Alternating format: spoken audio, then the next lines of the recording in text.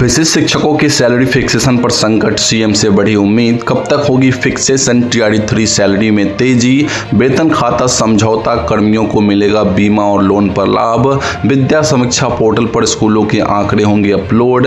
सक्षमता परीक्षा 3 की नई तिथि घोषित, 23 से 25 जुलाई तक सीबीटी। बिहार का पीटीआर राष्ट्रीय औसत से बेहतर, अब 28:1।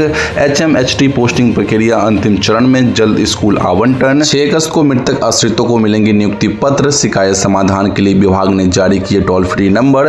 दोस्तों, स्वागत है आप सभी का बिहार विशिष्ट शिक्षक के अनमोल पेश का शिक्षा संवाद के एक और फ्रेश एपिसोड में, जहां हम बातें करेंगे दिन भर की तमाम बड़ी खबरों के बारे में। सबसे पहले टीचर ऑफ द डे बनने के लिए Bhargav Raj ji from Madhubani and Sucheta Kumari ji from Madhubani को मैनी कांग्रेचुलेशन। अगर आप भी बनना चाहते हैं टीचर ऑफ द डे तो इस वीडियो को शेयर करके अपने नाम और पता के साथ एक प्यारा सा कमेंट जरूर करिएगा।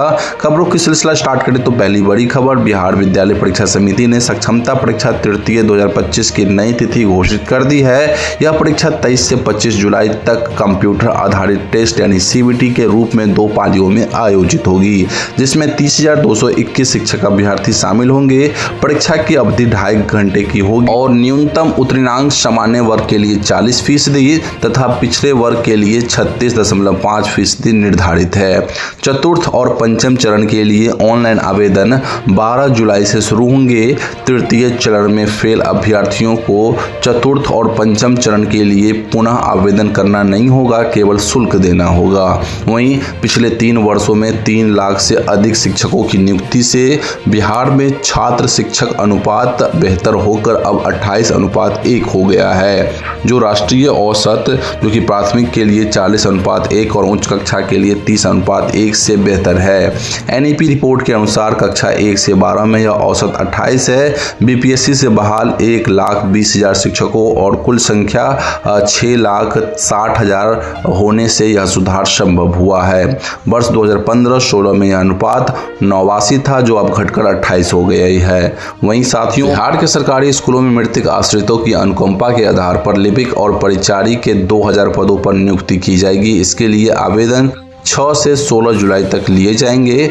सूची तैयार कर आवश्यक जांच के बाद 6 अगस्त 2025 के नियुक्ति पत्र वितरित किए जाएंगे। माध्यमिक शिक्षा निदेशालय ने सभी जिलों को प्रक्रिया पूरी करने के निर्देश दिए हैं। इसके अतिरिक्त 6,421 विद्यालय सहायक की नियुक्ति भी नव स्थापित और उत्क्रमिक उच्च माध्यमिक विद्यालयों में की जाएगी। एक और जरूरी बात साथियों कि अब जो है अनुकंपा के लिए 50% जरूरी नहीं है, इससे ज़्यादा भी हो सकता है। वहीं बिहार के अप्रशिक्षित शिक्षकों और ब्रिज कोर्स अभ्यर्थियों को अब तक कोई राहत नहीं मिली है। सरकार द्वारा दोनों मामलों पर एक साथ निर्णय लेने की बात कही गई थी, लेकिन न तो ब्रिज कोर्स शुरू हुआ और न ही अप्रशिक्षित शिक्षकों के भविष्य को लेकर स्पष्ट निर्देश जारी हुए हैं। इससे अभ्यर्थियों और शिक्षकों में निराशा है और वे जल्द निर्णय की मांग कर रहे हैं। जी हाँ शिक्षक साथियों, वैसे शिक्षक जो 2022 में बहाल हुए थे 1 to 5 क्लास में और बीएड योग्यताधारी है, उन्हें ब्रिज कोर्स की अति आवश्यक है।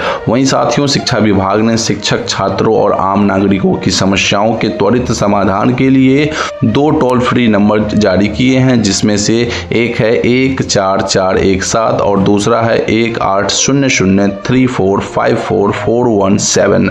इन नंबरों पर कॉल कर अपनी शिकायतें दर्ज कराई जा सकती है।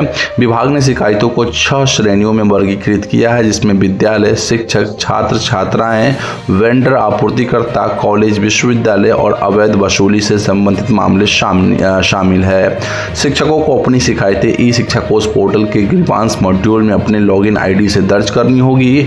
वहीं साथियों, बिहार में चयनित प्रधानाध्यापकों की पोस्टिंग प्रक्रिया अंतिम चरण में है। एचएमएचटी ज्वाइनिंग प्रक्रिया के तहत स्कूल आवंटन की प्रक्रिया शुरू कर दी गई है और अभ्यर्थियों द्वारा विकल्प लॉक किए जा रहे हैं। शिक्षा विभाग ने स्पष्ट किया कि 20 जुलाई 2025 तक विद्यालय आवंटन से संबंधित सभी अपडेट्स जारी कर दिए जाएंगे। लंबे समय से प्रतीक्षित इस प्रक्रिया के पूरे होने से जल्द ही एचएम पदों पर कार्यभार ग्रहण शुरू होगा और न केवल एचएम बल्कि इसी के साथ साथ एचटी यानी प्रधान शिक्षकों का भी दोस्तों ज्वाइनिंग होता दिख रहा है। वहीं साथियों, अगली खबर की ओर बढ़े तो विशिष्ट शिक्षक 1-2 बने नियोजित शिक्षकों का मानना है कि उनका साथ न्याय होना चाहिए, क्योंकि अब तक उन उनका सैलरी फिक्सेशन नहीं हुआ है।